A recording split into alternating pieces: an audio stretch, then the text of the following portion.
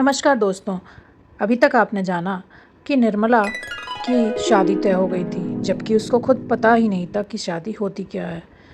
और इसी बीच में उसके माता पिता जब शादी की तैयारियों में लगे थे, तो एक दिन अचानक माता पिता की आपस में लड़ाई हो जाती है और माँ घर छोड़कर जाने की सोचने लगती है।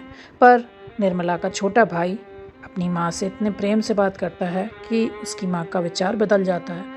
पर यहाँ पर निर्मला के पिताजी उदय भानुलाल बहुत क्रोध में रहते हैं और घर से निकल जाते हैं। सोचते हैं कुछ दिन बाहर रह के वापस आऊँगा तो शायद मेरी पत्नी का दिमाग ठंडा हो जाएगा। पर होनी कौन टाल सकता है। रास्ते में घात लगाए एक बदमाश उनका पीछा कर रहा था, जो कि उनसे घृणा करता था। उन्होंने उसको सज़ा दिलवाई थी क्योंकि वो वकील थे, और उसने उस बात का बदला उस आधी रात में लिया और उनके सिर पर डंडा मारा और वह तुरंत ही ज़मीन पर गिर पड़े। सिर पे से खून की धार बह निकली और निर्मला के पिता और कल्याणी के पति उदय भानुलाल का निधन हो गया। अब देखिए आगे क्या होता है। निर्मला की शादी सिर पर है और निर्मला 4 भाई बहन हैं। अब उसकी माँ किस तरह से अपने चारों बच्चों का पालन पोषण करेगी, और उससे भी पहले निर्मला का विवाह उसी लड़के से होता है या नहीं, यह जानने के लिए सुनिए निर्मला का अध्याय 2। विवाह का विलाप और अनाथों का रोना सुनाकर हम पाठकों का दिल न दुखाएंगे। जिसके ऊपर पड़ती है वह रोता है, विलाप करता है, पछाड़े खाता है। यह कोई नई बात नहीं। हाँ, अगर आप चाहें तो कल्याणी की उस घोर मानसिक यातना का अनुमान कर सकते हैं जो उसे इस विचार से हो रही थी कि मैं ही अपने प्राणाधार की घातिका हूँ। ये वाक्य जो क्रोध के आवेश में उसके असंयत मुख से निकले थे, अब उसके हृदय को बाणों की भांति छेद रहे थे। अगर पति ने उसकी गोद में कराह कराह कर प्राण त्याग दिए होते तो उसे संतोष होता कि मैंने उनके प्रति अपने कर्तव्य का पालन किया। शोकाकुल हृदय को इससे ज़्यादा सांत्वना और किसी बात से नहीं होती। उसे इस विचार से कितना संतोष होता कि मेरे स्वामी मुझसे प्रसन्न गए। अंतिम समय तक उनके हृदय में मेरा प्रेम बना रहा। कल्याणी को यह संतोष न था। वह सोचती थी, हाँ, मेरी 25 बरस की तपस्या निष्फल हो गई। मैं अंत समय अपने प्राणपति के प्रेम से वंचित हो गई। अगर मैंने उन्हें ऐसे कठोर शब्द न कहे होते तो वह कदापि रात को घर से न जाते। न जाने उनके मन में क्या क्या विचार आए हों। उनके मनोभावों की कल्पना करके और अपने अपराध को बढ़ा बढ़ाकर वह आठों पहर कुढ़ती रहती थी। जिन बच्चों पर वह प्राण देती थी अब उनकी सूरत से चिढ़ती। इन्हीं के कारण मुझे अपने स्वामी से रार मोल लेनी पड़ी।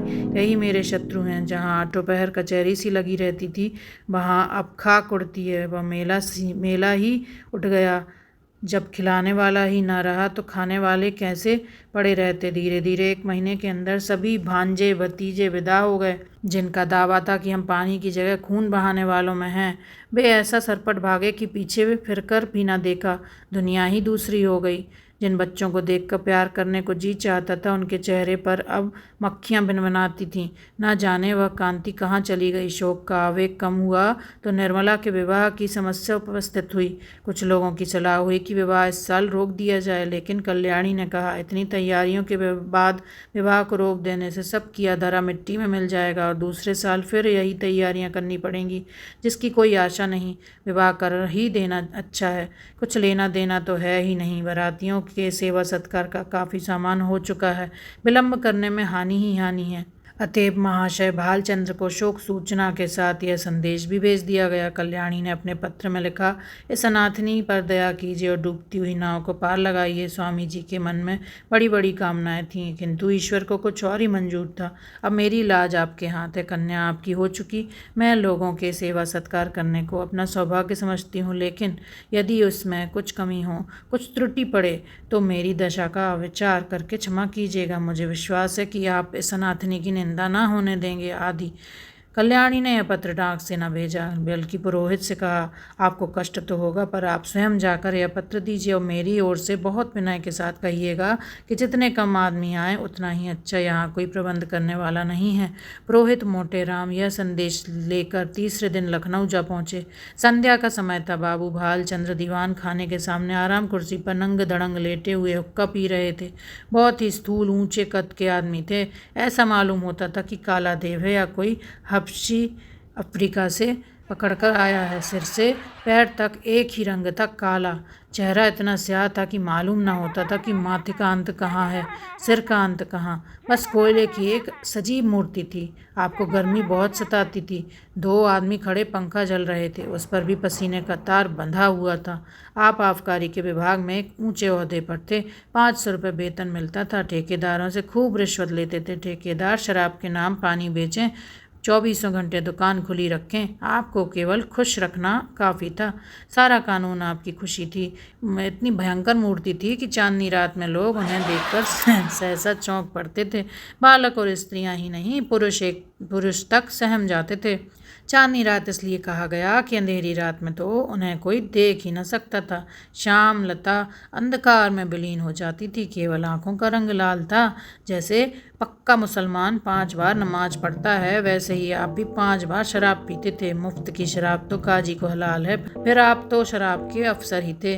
जितनी चाहें पिए, कोई हाथ पकड़ने वाला न था। जब प्यास लगती शराब पी लेते। जैसे कुछ रंगों में परस्पर सहानुभूति है, उसी तरह कुछ रंगों में परस्पर विरोध है। लालिमा के संयोग से कालिमा और भी भयंकर हो जाती है। बाबू साहब ने पंडित जी को देखते ही कुर्सी से उठकर कहा, अक्खा आप हैं, आइए आइए। धन्यवाद। अरे कोई है? कहाँ चले गए सबके सब? झगड़ू, गुरदीन, छकौड़ी, भवानी, राम गुलाम कोई है क्या? सबके सब मर गए। चलो, राम गुलाम, भवानी, छकौड़ी, गुरदीन, झगड़ू, कोई नहीं बोलता, सब मर गए। दर्जन भर आदमी हैं, पर मौके पर एक की भी सूरत नहीं नजर आती। ना जाने सब कहाँ गायब हो जाते हैं। आपके वास्ते कुर्सी लाओ। बाबू साहब ने यूँ 5 नाम कई बार दोहराए, लेकिन यह न हुआ कि पंखा झलने वाले दोनों आदमियों में से किसी को कुर्सी लाने को भेज देते। 3-4 मिनट के बाद एक काना आदमी खांसता हुआ आकर बोला, सरकार इतना की नौकरी हमार कीन होई, कहाँ तक उधार बाड़ी ले ले खाई, मांगत मांगत थेथर होए गए ना। भाल बको मत, जाकर कुर्सी लाओ। जब कोई काम करने की कहा गया तो रोने लगता है। कहिए पंडित जी, वहाँ सब कुशल है? मोटे राम, क्या कुशल कहूँ बाबूजी, अब कुशल कहाँ, सारा घर मिट्टी में मिल गया। इतने में कहार ने एक टूटा हुआ चीड़ का संदूक लाकर रख दिया और बोला, कुर्सी मेज हमारे उठाए नहीं हैं, उठत है। पंडित जी शर्माते हुए डरते डरते उस पर बैठे कि कहीं टूट न जाए, और कल्याणी का पत्र बाबू साहब के हाथ में रख दिया। भाल, अब और कैसे मिट्टी में मिलेगा? इससे बड़ी और कौन विपत्ति पड़ेगी? बाबू उदय भानु लाल से मेरी पुरानी दोस्ती थी। आदमी नहीं, हीरा था। क्या दिल था, क्या हिम्मत थी। आंखें पहुंचकर मेरा तो जैसे दाहिना हाथ ही कट गया। विश्वास मानिए, जब से यह खबर सुनी है आंखों में अंधेरा सा छा गया है। खाने बैठता हूँ तो कौर मुँह में नहीं जाता। उनकी सूरत आंखों के सामने खड़ी रहती है। मुँह झूठा करके उठ जाता हूँ। किसी काम में दिल नहीं लगता। भाई के मरने का रंज भी इससे कम ही होता है। आदमी नहीं, हीरा था। मोटे सरकार, नगर में अब ऐसा कोई रईस नहीं रहा। भाल, मैं खूब जानता हूँ पंडित जी, आप मुझसे क्या कहते हैं। ऐसा आदमी 1,00,000-2 लाख में एक होता है। जितना मैं उनको जानता था उतना दूसरा नहीं जान सकता। 2 ही 3 बार की मुलाकात में उनका भक्त हो गया। मरते दम तक रहूँगा। आप समधिन साहब से कह दीजिएगा, मुझे दिली रंज है। मोटे, आपसे ऐसी ही आशा थी। आज ऐसे सज्जनों के दर्शन दुर्लभ है, नहीं तो आज कौन बिना दहेज के पुत्र का विवाह करता है। बाल महाराज, दहेज की बातचीत ऐसे सत्यवादी पुरुषों से नहीं की जाती। उनसे संबंध हो जाना ही लाख रुपए के बराबर। मैं इसी को अपना अहोभाग्य समझता हूँ। हाँ, इतनी उदार आत्मा थी। रुपए को तो उन्होंने कुछ समझा ही नहीं। तिनके के बराबर भी परवाह नहीं की। बुरा रिवाज है, बेहद बुरा। मेरा बस चले तो दहेज लेने वालों, दहेज देने वालों दोनों ही को गोली मार दूं। हाँ साहब, साफ गोली मार दूं, फिर चाहे फांसी ही क्यों ना हो जाए। पूछो, आप लड़के का विवाह करते हैं कि उसे बेचते हैं? अगर आपको लड़के के शादी में दिल खोलकर खर्च करने का अरमान है तो शौक से खर्च कीजिए, लेकिन जो कुछ कीजिए अपने बल पर। यह क्या कि कन्या के पिता का गला रेती है, नीचता है, घोर नीचता। मेरा बस चले तो इस पाजियों को गोली मार दूं। मोटे, धन्य हो सरकार, भगवान ने आपको बड़ी बुद्धि दी है। यह धर्म का प्रताप है। मालकिन की इच्छा है कि विवाह का मुहूर्त वही रहे और तो उन्होंने सारी बातें पत्र में लिख दी हैं। बस आप ही उबारें तो हम उबर सकते हैं। इस तरह तो बारात में जितने सज्जन आएंगे उनकी सेवा सत्कार हम करेंगे ही, लेकिन परिस्थिति अब बहुत बदल गई है। सरकार कोई करने धरने वाला नहीं है। बस ऐसी बात कीजिए कि वकील साहब के नाम पर बट्टा न लगे। भालचंद्र 1 मिनट तक आंखें बंद किए बैठे रहे, फिर एक लंबी सांस खींचकर बोले, ईश्वर को मंजूर ही न था कि वह लक्ष्मी मेरे घर आती, नहीं तो क्या यह वज्र गिरता। सारे मंसूबे खाक में मिल गए। फूला न समाता था कि वह शुभ अवसर निकट आ रहा है, पर क्या जानता था कि ईश्वर के दरबार में कुछ और षड्यंत्र रचा जा रहा है। मरने वाले की याद ही रुलाने के लिए काफ़ी है। उसे देखकर तो जख्म और भी हरा हो जाएगा। इस दशा में ना जाने क्या कर बैठूं। इसे गुण समझिए चाहे दोष की, जिससे एक बार मेरी घनिष्ठता हो गई फिर उसकी याद चित्त से नहीं उतरती। अभी तो खैर इतना ही है कि उनकी सूरत आंखों के सामने नाचती रहती है, लेकिन यदि वह कन्या घर में आ गई तो मेरा जिंदा रहना कठिन हो जाएगा। सच मानिए, रोते रोते मेरी आंखें फूट जाएंगी। जानता हूँ रोना धोना व्यर्थ है। जो मर गया वह लौट कर नहीं आ सकता। सब्र करने के सिवाय और कोई उपाय नहीं है, लेकिन दिल से मजबूर हूँ। उस अनाथ बालिका को देखकर मेरा कलेजा फट जाएगा। मोटे, ऐसा न कहिए सरकार। वकील साहब नहीं तो क्या आप तो हैं। अब आप ही उसके पिता तुल्य हैं। अब वकील साहब की कन्या नहीं, आपकी कन्या है। आपके हृदय के भाव तो कोई जानता नहीं। लोग समझेंगे वकील साहब का देहांत हो जाने के कारण आप अपने वचन से फिर गए। इसमें आपकी बदनामी है। चित्त को समझाइए और हंसी खुशी कन्या का पाणी ग्रहण करा लीजिए। हाथी मरे तो 9 लाख का लाख विपत्ति पड़ी है, लेकिन मालकिन आप लोगों की सेवा सत्कार करने में कोई बात ना उठा रखेंगी। बाबू साहब समझ गए कि पंडित मोटेराम कोरे पोथी के ही पंडित नहीं वरन व्यवहार नीति में भी चतुर हैं। बोले, पंडित जी हलफ से कहता हूँ मुझे उस लड़की से जितना प्रेम है उतना अपनी लड़की से भी नहीं है, लेकिन जब ईश्वर को मंजूर नहीं है तो मेरा क्या बस है। वह मृत्यु एक प्रकार की अमंगल सूचना है जो विधाता की ओर से हमें मिली है। यह किसी आने वाली मुसीबत की आकाशवाणी है। विधाता स्पष्ट रीति से कह रहा है कि यह विवाह मंगलमय न होगा। ऐसी दशा में आप ही सोचिए यह संयोग कहाँ तक उचित है।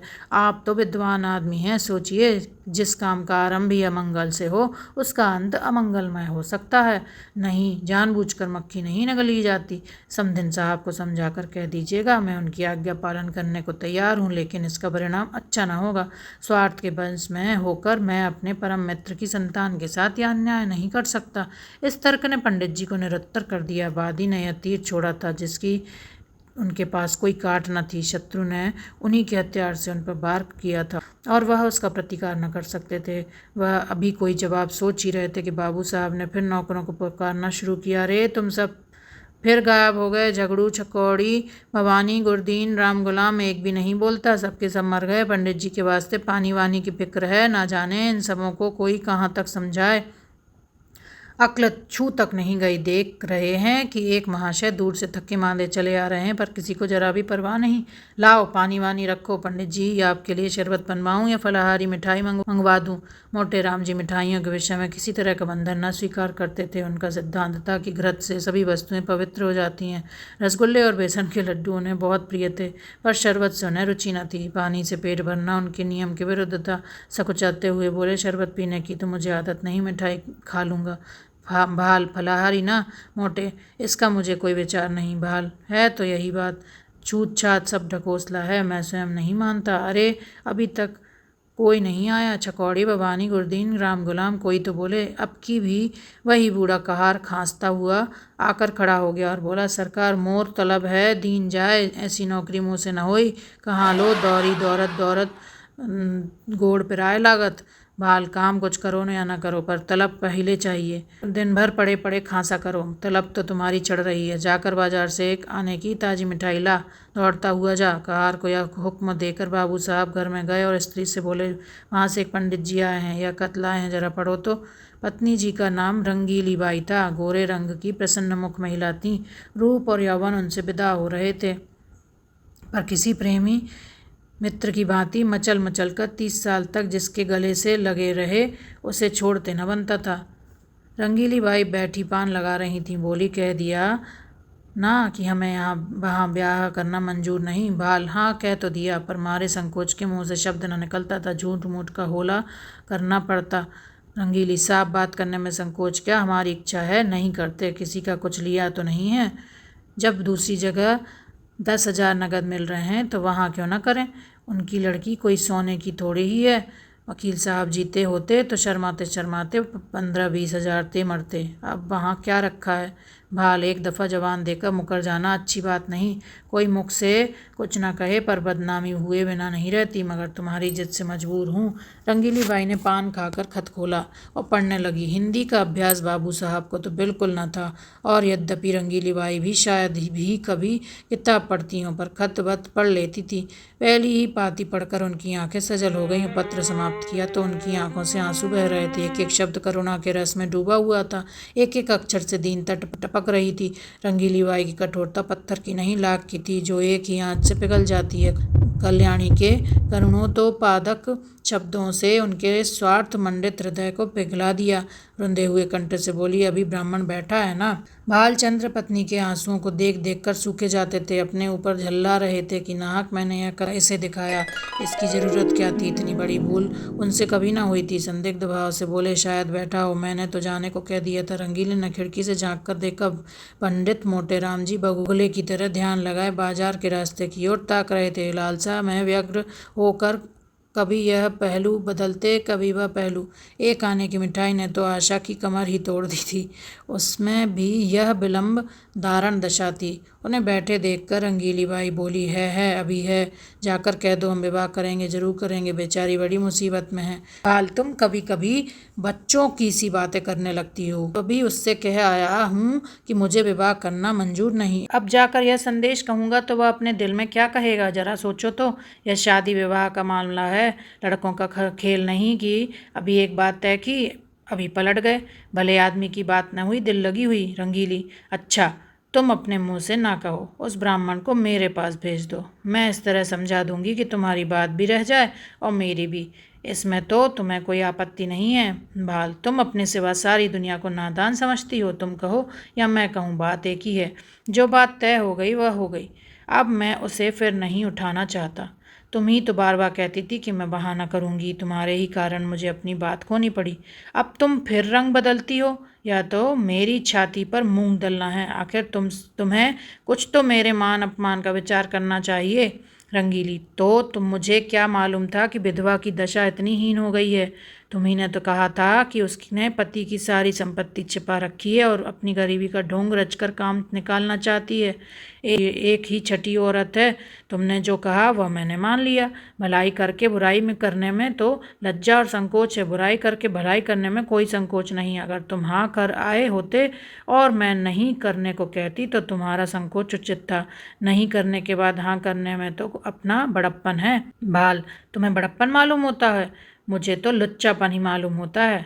तो फिर तुमने यह कैसे मान लिया कि मैंने वकीलाइन के विषय में जो बात कही थी वह झूठी थी? क्या वह पत्र देखकर तुम जैसी खुद सरल हो वैसी ही दूसरे को भी सरल समझती हो? रंगीली, इस पत्र के बन में बनावट नहीं मालूम होती। बनावट की बात दिल में चुभती नहीं, उसमें बनावट की गंध अवश्य रहती है। बाल, बनावट की बात तो ऐसी चुभती है कि सच्ची बात उसके सामने बिल्कुल फीकी मालूम होती है। या किस्से कहानियाँ लिखने वाले जिनकी किताबें पढ़ पढ़ कर तुम घंटों रोती हो, क्या सच्ची बातें लिखते हैं? सरासर झूठ का तुमार बांधते हैं। यह भी एक कला है। रंगीली, क्यों जी, तुम मुझसे भी उड़ते हो, दाई से पेट छिपाते हो। मैं तुम्हारी बातें मान जाती हूँ तो तुम समझते हो इसे चकमा दिया, मगर मैं तुम्हारी एक एक नस पहचानती हूँ। तुम अपना ऐब मेरे सिर मढ़कर खुद बेदाग बचना चाहते हो। बोलो, कुछ झूठ कहती हूँ? जब वकील साहब जीते थे, जो तुमने सोचा था कि ठहराव की ज़रूरत ही क्या, वे खुद ही जितना उचित समझेंगे देंगे, बल्कि बिना ठहराव के और भी ज़्यादा मिलने की आशा होगी। अब जो वकील साहब का देहांत हो गया तो तरह तरह के हीले हवाले करने लगे। यह भलमनसी नहीं, छोटापन है। इसका इल्ज़ाम भी तुम्हारे सिर है। मैं अब शादी ब्याह के नज़दीक न जाऊंगी। तुम्हारी जैसी चाहो करो। ढोंगी आदमियों से मुझे चिढ़ है। जो बात करो सफाई से करो, बुरा हो या अच्छा। हाथी के दांत खाने के और दिखाने के और बाली नीति पर चलना तुम्हें शोभा नहीं देता। बोलो, अब भी वहाँ शादी करते हो या नहीं? भाल, जब मैं बेईमान, दगाबाज और झूठा ठहरा तो मुझसे पूछना ही क्या, मगर खूब पहचानती हो आदमियों को। क्या कहना है तुम्हारी इस सूझबूझ की? भलैया ले लें। रंगीली, हो बड़े हयादार, अब भी नहीं शर्माते। ईमान से कहो, मैंने बात ताड़ ली कि नहीं? बाल, अजी जाओ, वह दूसरी औरतें होती हैं जो मर्दों को पहचानती हैं। अब तक मैं यही समझता था कि औरतों की दृष्टि बड़ी सूक्ष्म होती है, पर आज यह विश्वास उठ गया और महात्माओं ने औरतों के विषय में जो तत्व की बातें कही है उनको मानना पड़ा। रंगीली, जरा आईने में अपनी सूरत तो देखा। तो मैं, मेरी कसम है, जरा देख लो कितना झेपे हुए हो। बाल, सच कहना कितना झेपा हुआ हूँ? रंगीली, इतना ही जितना कोई भला मानस चोर चोरी खुल जाने पर झेपता है। भाल, खैर मैं झेपा ही सही, पर शादी बहाना होगी। रंगीली, मेरी बला से जहाँ चाहो करो। भुवन से एक बार क्यों नहीं पूछ लेते? भाल, अच्छी बात है, उसी पर फैसला रहा। रंगीली, जरा भी इशारा न करना। भाल, अजी मैं उसकी तरफ ताकूंगा भी नहीं। संयोग से ठीक इसी वक्त भुवन मोहन भी आ पहुंचा। ऐसे सुंदर सुडोल बिलस युवक कॉलेजों में बहुत कम देखने में आते हैं। बिल्कुल माँ को पड़ा था। वही गोरा चिट्टा रंग, वही पतले पतले गुलाब की पत्ती के से होंठ, वही चौड़ा माथा, वही बड़ी बड़ी आंखें। डील डॉल बाप का सा था। ऊंचा coat, breeches, tie, boot, hat उस पर खूब खिल रहे थे। हाथ में एक हॉकी स्टिक थी। चाल में जवानी का गुरूर था, आंखों में आत्मगौरव। रंगीली ने कहा, आज बड़ी देर लगाई तुमने। यह देखो तुम्हारी ससुराल से खत आया है। तुम्हारी सास ने लिखा है, साफ साफ बतला दो, अभी सवेरा है। तुम्हें वहाँ शादी करना मंजूर है या नहीं? भुवन, शादी करनी तो चाहिए अम्मा, मैं करूँगा नहीं। रंगीली, क्यों? भुवन, कहीं ऐसी जगह शादी करवाइए कि खूब रुपए मिले, और ना सही 1 लाख का तो डॉल हो। वहाँ अब क्या रखा है? वकील साहब रहे ही नहीं, बुढ़िया के पास अब क्या होगा? रंगीली, तुम्हें ऐसी बातें मुंह से निकालते शर्म नहीं आती?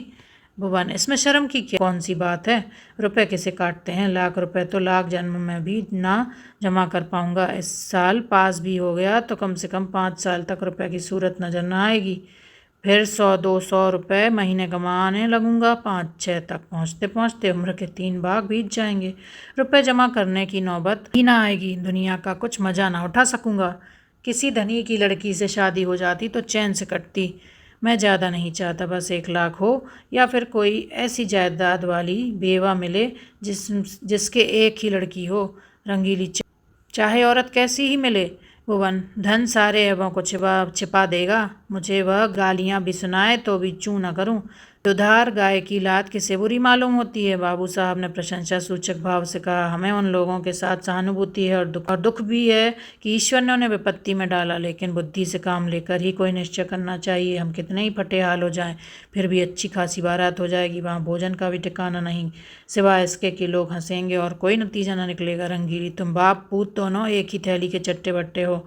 दोनों उस गरीब लड़की के गले पर छुरी फेरना चाहते हो। भुवन, जो गरीब है उसे गरीबों ही के यहाँ संबंध करना चाहिए, अपनी हैसियत से बढ़कर। रंगीली, चुप भी रह। आया है वहाँ से हैसियत लेकर। तुम कहाँ के धना सेठ हो? कोई आदमी द्वार पर आ जाए तो एक लोटे पानी को तरस जाए, बड़े हैसियत वाले बने हो। यह कहकर रंगीली वहाँ से उठकर रसोई का प्रबंध करने चली गई। भुवन मोहन मुस्कुराता हुआ अपने कमरे में चला गया। बाबू साहब मूँछों पताव देते हुए बाहर आए कि मोटे राम को अंतिम निश्चय सुना दे, पर उनका यही कहीं पता न था। मोटे राम जी कुछ देर तक तो कहार की राह देखते रहे। जब उसके आने में बहुत देर हुई तो उनसे बैठा न गया। सोचा यहाँ बैठे बैठे काम न चलेगा, कुछ उद्योग करना चाहिए। भाग्य के भरोसे यहाँ अड़ी किए बैठे रहे तो भूखों मर जाएंगे। यहाँ तुम्हारी दाल नहीं गलने की। चुपके से लकड़ी उठाई और जिधर वह कहार गया था उसी तरफ चले। बाजार थोड़ी ही दूर पर था। एक क्षण में जा पहुंचे, देखा तो बुड्ढा एक हलवाई की दुकान पर बैठा चिलम पी रहा था। उसे देखते ही आपने बड़ी बेतकल्लुफी से कहा, अभी कुछ तैयार नहीं है क्या मेहरा? सरकार वहाँ बैठे बिगड़ रहे हैं कि जाकर सो गया या ताड़ी पीने लगा? मैंने कहा, सरकार यह बात नहीं, बुड्ढा आदमी है, आते ही आते हो तो आएगा। बड़े विचित्र जीव हैं, ना जाने इनके यहाँ कैसे नौकर टिकते हैं। कहार, मुझे छोड़कर आज तक दूसरा कोई टिका नहीं और ना टिकेगा। साल भर से तलब नहीं मिली, किसी को तलब नहीं देते। जहाँ किसी ने तलब मांगी और लगे डांटने, बेचारा नौकरी छोड़कर भाग जाता है। वे दोनों आदमी जो पंखा झल रहे थे सरकारी नौकर हैं, सरकार से तो अर्दली मिले हैं ना, इसी से पड़े हुए हैं। और मैं भी सोचता हूँ जैसा तेरा ताना बाना वैसा मेरी भरनी। इस साल कट गए हैं, साल 2 साल और इसी तरह कट जाएंगे। मोटेराम, तो तुम ही अकेले हो? नाम तो कई कहारों का लेते हैं। बस अब इन 2-3 महीनों के अंदर आए और छोड़ छोड़ कर चले गए। यह अपना रोब जमाने को अभी तक उनका नाम जपा करते हैं। कहीं नौकरी दिलाइएगा, चलूँ? मोटेराम, अजी बहुत नौकरी है, कहार तो आजकल ढूंढे नहीं मिलते। तुम तो पुराने आदमी हो, तुम्हारे लिए नौकरी की क्या कमी है। यहाँ कोई ताज़ी चीज़ मुझसे कहने लगे खिचड़ी बनाइएगा या बाटी बना लगाइएगा। मैंने कह दिया सरकार बुढ़ा आदमी है, रात को उसे मेरा भोजन बनाने में कष्ट होगा, मैं कुछ बाजार ही से खा लूँगा, इसकी आप चिंता न करें। बोले अच्छी बात है, कहार आपको दुकान पर मिलेगा। बोलो साहब जी, तर माल तैयार है, लड्डू तो ताज़े मालूम होते हैं, तौल दो एक सेर भर, आ जाऊं वहीं ऊपर ना। यह कहकर मोटेराम जी हलवाई की दुकान पर जा बैठे और तरमाल चखने लगे। खूब चक्कर खाया, 2.5-3 सेर चट कर गए। खाते जाते थे और हलवाई की तारीफ करते जाते थे। शाह जी, तुम्हारी दुकान का जैसा नाम सुना था वैसा ही माल ही भी पाया। बनारस वाले ऐसे रसगुल्ले नहीं बना पाते, कलाकंद अच्छी बनाते हैं, पर तुम्हारी उनसे बुरी नहीं। माल डालने से अच्छी चीज़ नहीं बन जाती, विद्या चाहिए। हलवाई को चौर लीजिए महाराज, थोड़ी सी रबड़ी मेरी तरफ से लीजिए। मोटेराम, इच्छा तो नहीं है, लेकिन दे दो पाव भर। हलवाई, पाव भर क्या लीजिएगा, चीज़ अच्छी है, आधा सेर तो लीजिए। खूब इच्छापूर्ण भोजन करके पंडित जी ने थोड़ी देर तक बाजार की सैर की और 9 बजते बजते मकान पर आए। यहाँ सन्नाटा सा छाया हुआ था, एक लालटेन जल रही थी। अपने चबूतरे पर बिस्तर जमाया और सो गए। सवेरे अपने नियमानुसार कोई 8 बजे उठे तो देखा कि बाबू साहब टहल रहे हैं। इनको जगह देखकर वह पहलागन कर बोले, महाराज आज रात कहाँ चले गए। मैं बड़ी रात तक आपकी राह देखता रहा, भोजन का सब सामान बड़ी देर तक रखा रहा, जब आप ना आए तो रखवा दिया गया। आपने कुछ भोजन किया था या नहीं। मोटे, हलवाई की दुकान में कुछ खा आया था। भाल, अजी पूरी मिठाई में वह आनंद कहाँ जो बाटी और दाल में है। 10-12 आने खर्च हो गए होंगे, फिर भी पेट न भरा होगा। आप मेरे मेहमान हैं, जितने पैसे लगे हों ले लीजिएगा। मोटे, आप ही के हलवाई की दुकान पर खाया था, बाजू नुक्कड़ पर बैठता है। भाल, कितने पैसे देने पड़े। मोटे, आपके हिसाब में लिखा दिए हैं। भाल, जितनी मिठाइयाँ ली हों मुझे बता दीजिए, नहीं तो पीछे से बेईमानी करने लगेगा। एक ही ठग है। मोटे, कोई 2.5 सेर मिठाई थी और आधा सेर रबड़ी। बाबू साहब ने विस्फारित नेत्रों से पंडित जी को देखा, मानो कोई अचंभे की बात सुनी हो। 3 सेर तो कभी यहाँ महीने भर का टोटल भी ना होता था, और यह महाशय एक ही बार में कोई 4 रुपये का माल उड़ा गए। अगर एक आध दिन और रह गए तो या बैठ जाएगी, पेट है या शैतान की कब्र। 3 सेर कुछ ठिकाना है। उद्विग्न दशा में दौड़े हुए अंदर गए और रंगीली से बोले, कुछ सुनती हो। यह महाशय कल 3 सेर मिठाई उड़ा गए, 3 सेर पक्की तौल। रंगीली बाई ने विस्मित होकर कहा, जी नहीं, 3 सेर भला क्या खाएगा, आदमी है या बैल। भाल, 3 सेर तो अपने मुंह से कह रहा है, 4 सेर से कम ना होगा पक्की तौल। रंगीली, पेट में सनीचर है क्या। बाल, आज और रह गया तो 6 सेर पर हाथ मारेगा। रंगीली, तो आज रहे ही क्यों, खत का जवाब जो देना है देकर विदा करो। अगर रहे तो साफ कह देना कि हमारे यहाँ मिठाई मुफ्त नहीं आती, खिचड़ी बनाना हो बनावे, नहीं तो अपनी राह ले। जिन्हें ऐसे पेटुओं को खिलाने से मुक्ति मिलती हो वे खिलाएं, हमें ऐसी मुक्ति न चाहिए। मगर पंडित विदा होने को तैयार बैठे थे, इसलिए बाबू साहब को कौशल से काम लेने की जरूरत न पड़ी।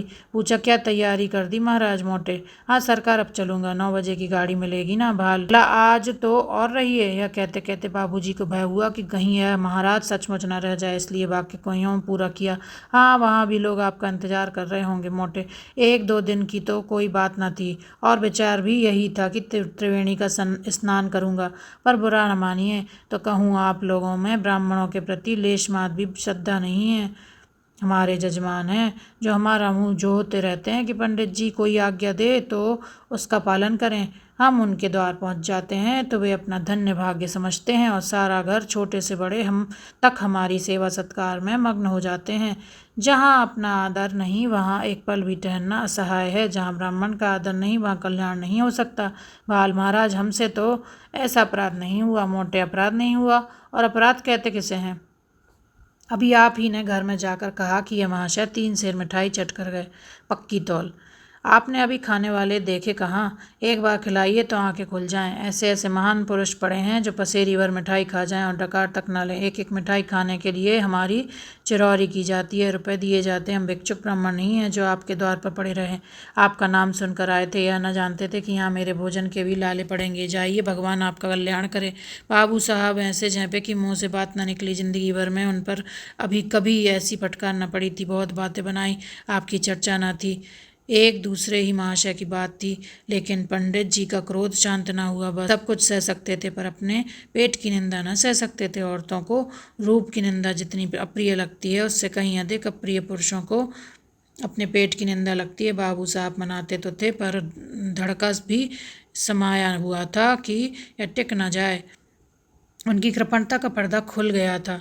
अब इसमें संदेह न था, उस पर्दे को ढांकना जरूरी था। अपनी कृपणता को छिपाने के लिए उन्होंने कोई बात उठा न रखी हो, पर होने वाली बात होकर रही। पछता रहे थे कि कहाँ से घर में इसकी बात कहने गया, और कहा भी तो उच्च स्वर में।